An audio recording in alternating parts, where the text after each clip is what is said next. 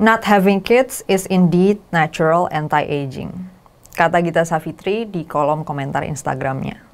Kalau di bahasa Indonesiain itu jadinya nggak beranak atau nggak punya anak itu bikin awet muda.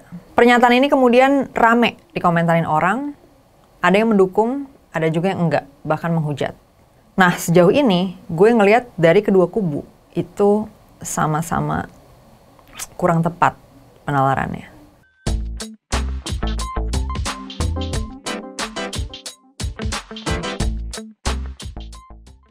Sebelum masuk ke bahasannya, gue akan kenalin dulu siapa itu Gita Savitri, buat yang belum kenal.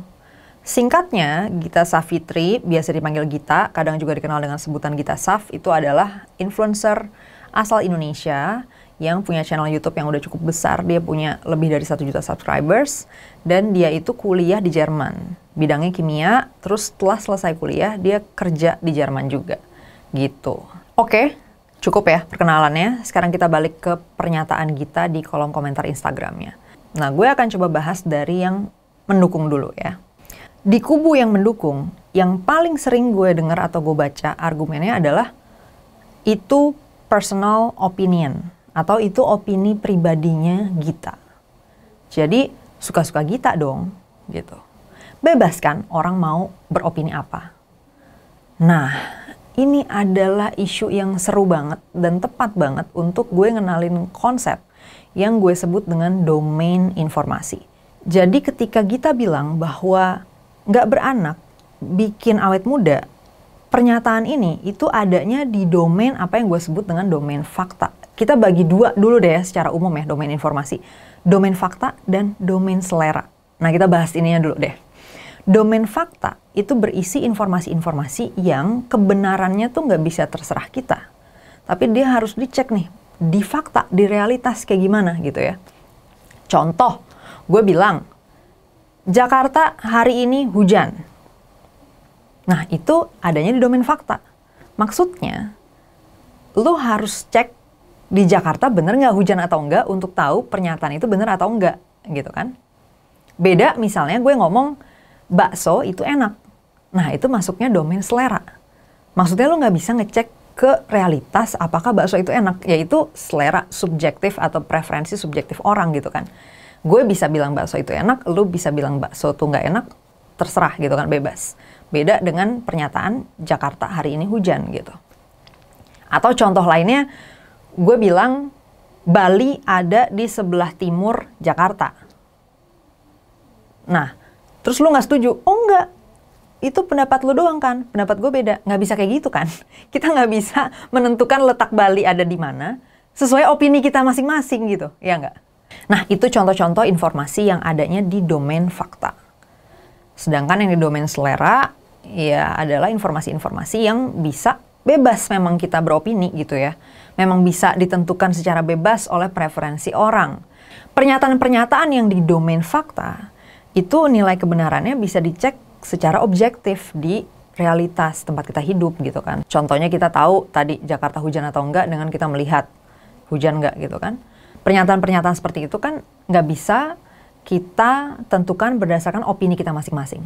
Tapi kita mesti lihat realitasnya seperti apa. Kalau di domain selera, contohnya misalnya tadi si bakso itu enak ya kan. Atau misalnya series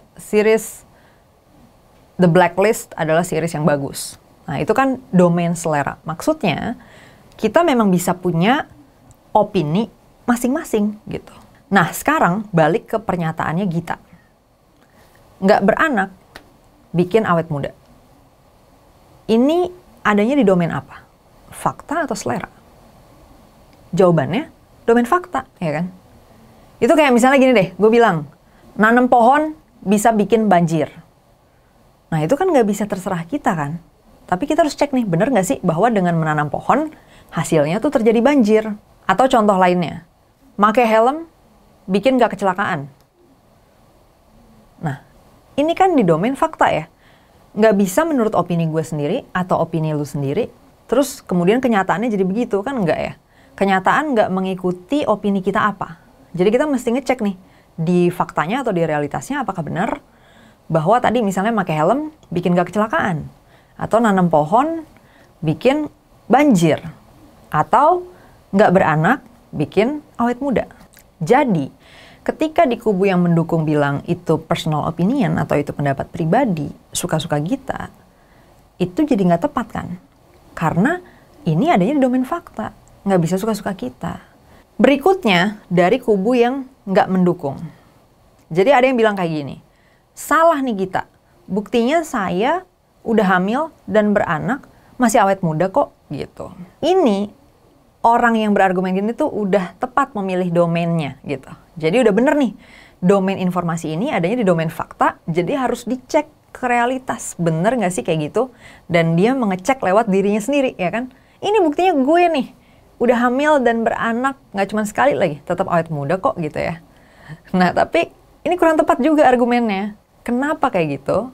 Jadi gini, ketika klaimnya adalah nggak beranak atau child free, itu tadi natural anti-aging ya, bikin awet muda, sebenarnya itu butuh pembanding jadinya gitu. Apakah misalnya child free dibandingin dengan yang punya anak, itu memang lebih awet muda, ya kan? Jadi apakah kondisi child free itu bikin lebih awet muda dibanding kalau punya anak? Harusnya gitu kan perbandingannya. Jadi ketika kubu yang nggak mendukung ini pakai argumen dia udah hamil dan beranak tapi tetap awet muda, itu sebenarnya nggak bisa dipakai jadinya gitu datanya. Kenapa? Karena nggak ada pembandingnya gitu. Kan ketika dia sudah beranak, dia kan nggak bisa tahu nih dirinya ketika dia nggak beranak, ya kan? Misalnya aja gue di usia 30 tahun, posisinya udah punya anak. Gue nggak bakal tahu gimana gue di usia yang sama kalau nggak punya anak. Begitu juga sebaliknya. Gue nggak punya perbandingan antara gue yang child free dan gue yang beranak, gitu kan? Nah, itu masalah dari argumen yang seperti ini. Nah, yang benar gini. Pertama, domainnya fakta. Jadi kita udah tahu nih bahwa ini nggak bisa opini masing-masing.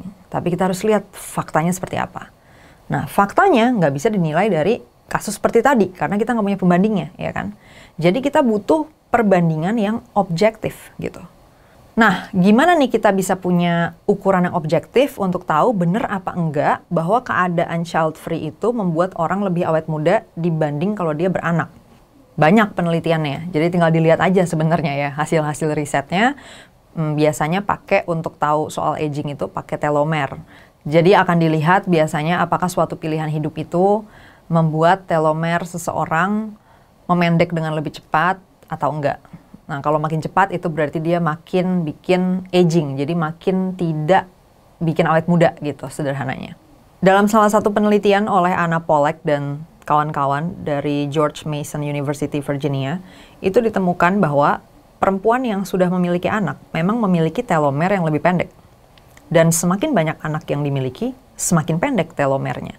Nah, dari sinilah disimpulkan bahwa beranak atau motherhood itu memang berdampak pada penuaan di perempuan. Jadi penuaannya lebih cepat. Bahkan akselerasinya diduga mencapai 11 tahun lebih cepat. Nah, jadi bagian ininya kalau berdasarkan data yang lebih objektif, sebetulnya bisa dibilang pernyataan kita cukup tepat gitu. Nah, terus gimana kalau misalnya udah benar begitu pernyataannya, ya kan? Apakah berarti kita harus child free gitu? Nah, ini sudah masuk domain selera lagi ya. Ya, orang mau milih pilihan hidup yang lebih bikin awet muda atau enggak, itu balik ke selera masing-masing gitu loh. Mana yang lebih baik buat lo, itu akan kembali ke pilihan lo sendiri. Nah, ini baru ranahnya tadi, personal opinion atau opini pribadi.